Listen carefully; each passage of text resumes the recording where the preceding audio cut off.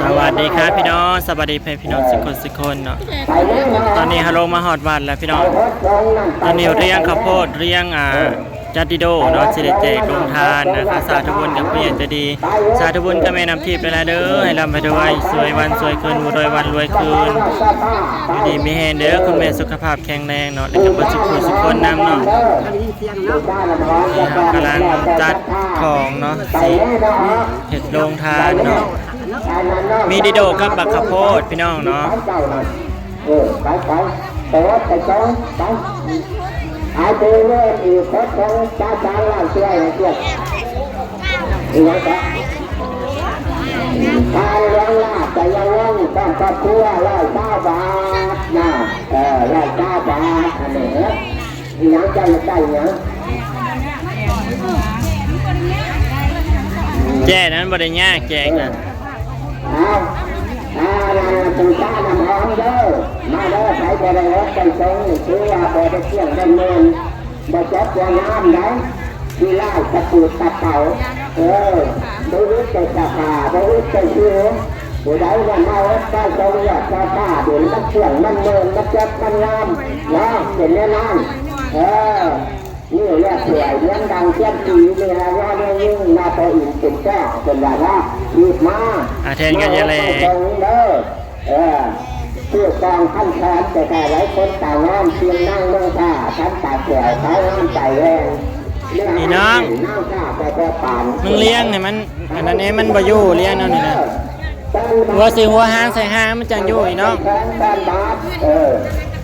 แบบกูเลี้ยงตัวก้อนนะดอกน้ำไล่ต้อนกับบาดจอกน่าแต่เขาเลี้ยงแถวแม่จะไปชัดกันแม่อย่าเรียกเลี้ยงแถวนะเลี้ยงแถวแถวทางเลี้ยงแถวอย่าไปชัดกันอย่าญาติกันนะใครเนี่ยว่างวะจับกล้องสิเลี้ยงข้าวโพดจับให้หนูดิ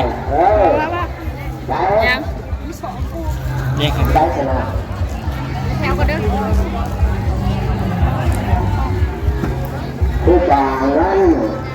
เลี้ยงข้าวโพดไปน้องนะขอบคุณพี่สาวคุณสวยละลายเดินทางอังกฤษเนาะข้าวโพด 1,000 บาทจากนุ่นเมตาแล้วก็ทิพย์เฮียรูเนาะอยู่ดีแม่เบิร์ดสุขุมคนเด้อคณะกรรมการเขาได้มาเพื่อแล้ว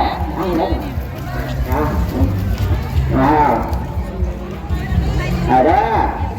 บูชาน้ำหอมชะกันเด้อจังหวัดจังหวัดดังนั้นตามพระท่าแล้วนะท่านผู้ใดเที่ยงผู้ใดเมื่นน้ำไหลใจวัดใจทรงให้เที่ยงให้เมื่นเนาะจากอาบน้ำแล้วเวลาจะถ้าแป้งโตจากเลยไปเนาะของมาเด้อลูกหลานบ้านเฮาเด้อมาเด้อแต่ทุกคนมาเด้อจะมาสักเวลาเนาะมาพี่จ้าลงทานข้าวโพดแล้วก็ได้มาแล้วก็ได้จุดนับเพิ่นแล้วก็ดีโดเนาะเวทิพย์เวเจเฮาลูกหลานเฮาจ้าใครได้รถใจทรงและเป็นผู้จับผู้งานใหญ่ผู้กองขั้นแขนคนต่างน้ำจริงนั่งนุ่งผ้าท่านตาเกลือเท้าน้ำจานแรงเนื้ออาแห้งนั่งผ้าประทับผ่านผู้ใดได้รถเป็นส่งละทั้งอุดมเต็มเดือนจะเดินไปด้วยเงินขั้นจำแก้วจะได้เอา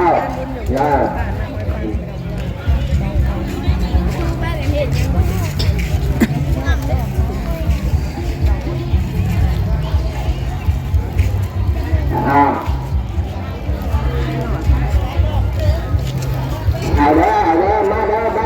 ผู้อยู่และผู้สร้างข้าวว่าเนาะเพื่อลมบาดจอดตะบกบาดเข่าจะแค่ไหนแบบนี้เนาะเอาได้มาอีกมาป้าจานลาช่วยให้จบให้น้ำให้เป็นใหญ่เป็นนั่นนะเป็นนั่นเอาเด้อมาเด้อลูกหลานบ้านเด้อต่างนั่งน้ำอยู่แล้วตื่นได้มาวัดไปชมนั่นนี่มันแม่น้ำตื่นเลยนั่นนะนั่นเด้อ จะได้ได้มาจะได้เด้อเอามาเจ้าละว่าแม่เราไปหาเราเสียวคำเสียวพูนเลยเสียวเลือดเกลืออีกแล้วผู้ใดอยากได้รับรู้เพิ่มเติมเสียวคำเสียวพูนเสียวเลี้ยงเลือดเกลืออิ่มยังบาลานเนี่ยอีกวันนั้นหรือยังเขาสีได้ไอ้แต่ยังบาลานยังเขาดับหันเชิงกันเขาทำเด้อน้อยนี่เรานะบันเน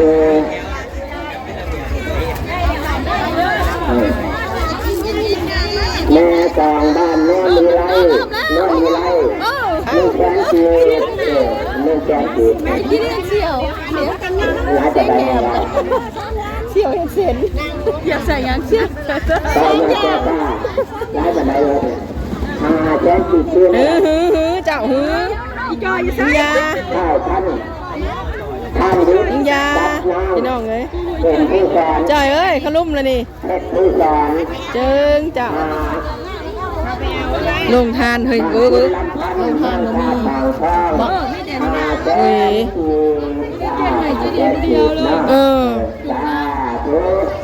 จ้าถูกเด้อเนี่ยใจดีเลยได้ช่วงนั้นต้นดังมาโน้ไม้ไทยนี่เป็นหลายเยอะนี่เนี่ยเพื่อนแกจะตาต่อให้มันถ้าท่านก็ไอ้เที่ยงจะได้อย่างได้เล่นจอมเป็นไอ้ชื่อตองไอ้จะต้องเงินมันท่านสี่เป็นการมาโอกาสใช้พญาให้ไอ้สายเงินจะเป็นหนีนะอาจจะมีใจได้ไล่เอื้อมไปสิ่งอย่างได้อย่าได้ทุกข์กันตายอย่าได้ทุกข์กันตายทั้งเองนะเฮ้ยเนี่ยแต่เงินอายุวันน้อยสุขังตาลังนะ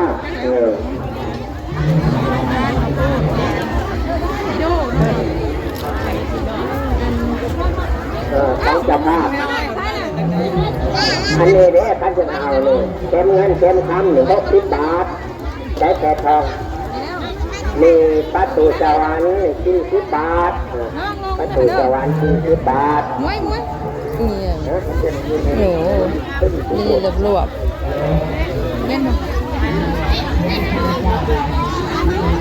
ข้างในแจกกระโปงแจกน้ำก็เย็นน้ำบ่ทันสำหรับเพื่อล่อเขาเจ้านี่กุผ้านะมันสิโดนเด้แม่นแหละมันสิเจ็ดยอดเพื่อสิขึ้นแต่ละยอดเจ็ดยอดนะพี่น้องอันนี้ก็สิขึ้นอีกแต่ละยอด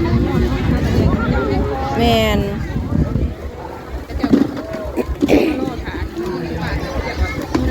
ลมมาเลยเย็นเลยโอ้มีแห้งเด้เจ้าแห้งนะก็คือเป็นไงวะนะ2 คน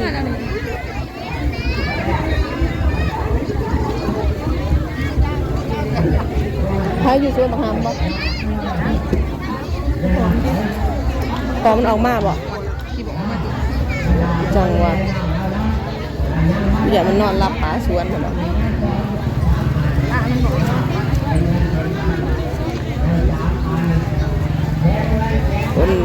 คนจะบ่อยากไปปานใดด้วยเนาะเด้น่ะเฮ้ยลงท่านบ่นะเฮ้ยกำลังแก่มาเฮ้ยเอ็งว่าแม่นนะฮะเสียงเนาะไปหาเรียนคิวก็เอาวัดตื่มกันถูกบุญพี่น้องเลยปีแล้วทุกท่านก็มาแจกเลยเนาะแม่นบ่บ่ไล่ทางสุดนั้นเราเนาะสุดทุกท่านจะเป็นวิน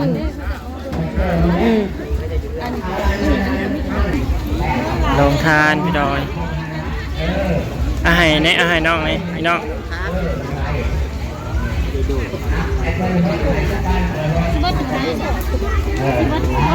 เบิร์ดจีดอกบ่เรือคันคลองฟรีนั่น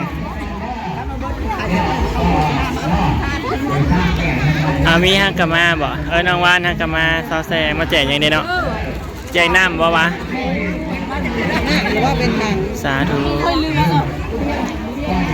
บ่มีคำว่าเรือแจกนั่น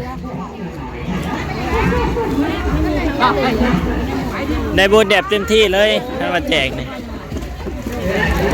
สาวงามนี่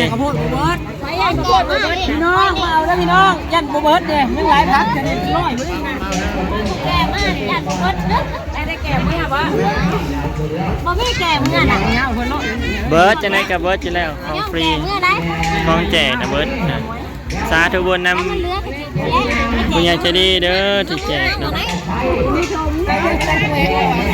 บ่มีธงเดี๋ยวไล่กระโม นั่นแหละบอกที่พ่อแล้วเนาะไข่มันบ่มีตรงอะไรก็มึง ผมเป็นยังดอกมาแรกจะสิกินน้ำลายๆมาแรกจะกินน้ำลาย ช่วยรสชาติดูได้หลายนะ เขาจะกินเงินเดือนละวันเลย ๆรุ่นนี้นะบ่มีข้าวบัดบ่มีทอง ใครสิแม่ใครเอา บอกคนโบราณ คนโบราณ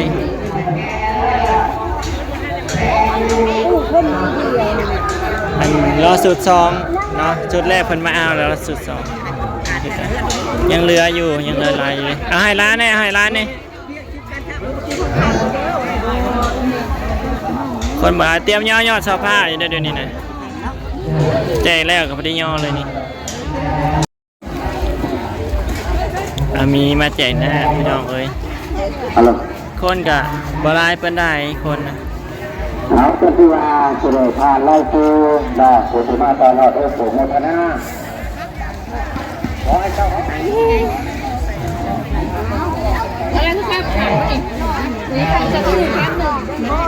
แจกลงทานน้ำแล้วบัดนี้เนาะ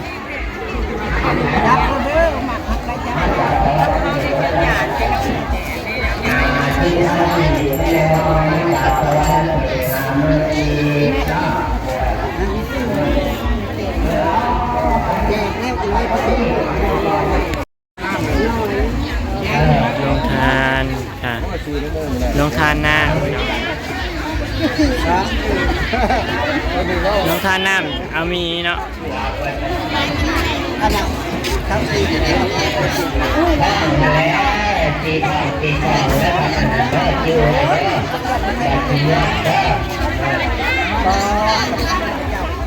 สิเบิร์ดแล้วดีโดกับสิเบิร์ดเลยอันนี้สิเบิร์ด ปูลูกบ้า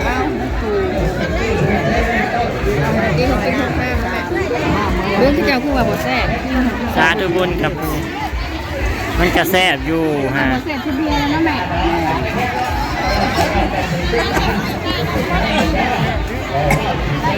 นี่ค่ะ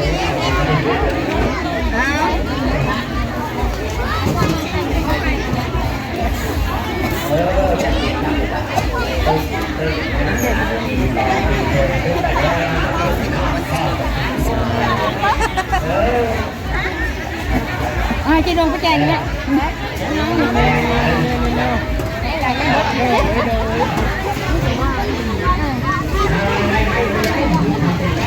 ขายดีพี่น้องขายดีอะไร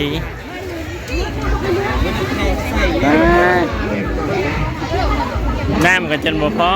อันให้น้ำจมประทันมันห่อนเนาะ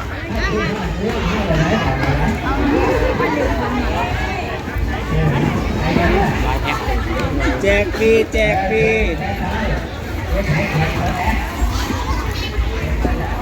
เตรียมย่อๆสภาพวันนี้พี่น้องเอ้ยเนาะ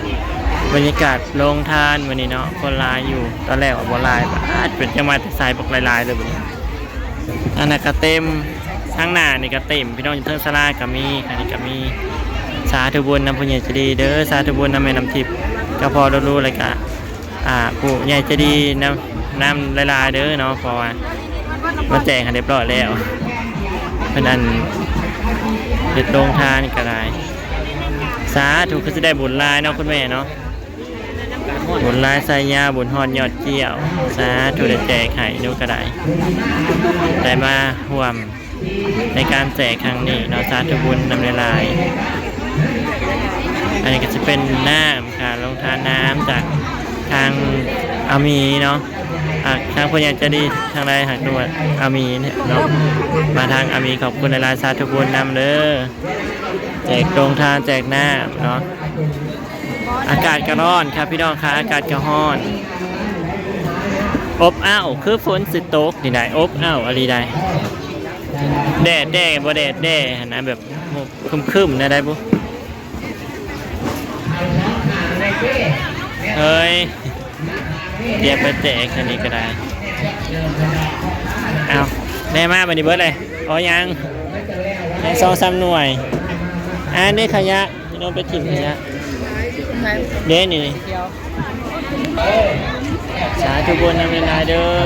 เอาผู้ได้ก็คือสิมีความสุขผู้ได้ให้ก็มีความสุขค่ะสาธุบุญนำบุญทุกคนคนหลายอันนี้ก็สิเป็นยอดโซฟาเนาะคนหุ่มอยู่ทางนั้นเจ้น้อยไปก็สิเริ่มยกขึ้นแล้วเนาะเพิ่นแพ้เพิ่นย่างก่อนตอนนี้โอเคได้เก็บบรรยากาศวันนี้ค่ะขอบคุณทุกกำลังใจนะคะคลิปหน้าพบกันเด้อพี่น้องเด้อสาธุบุญนำผู้ใหญ่ใจดีทุกท่านเด้อร่ำรวยสุขภาพแข็งแรงเด้อมั่งมีสีสุขเจริญในหน้าที่การงานเจริญในทุกๆด้านเด้อ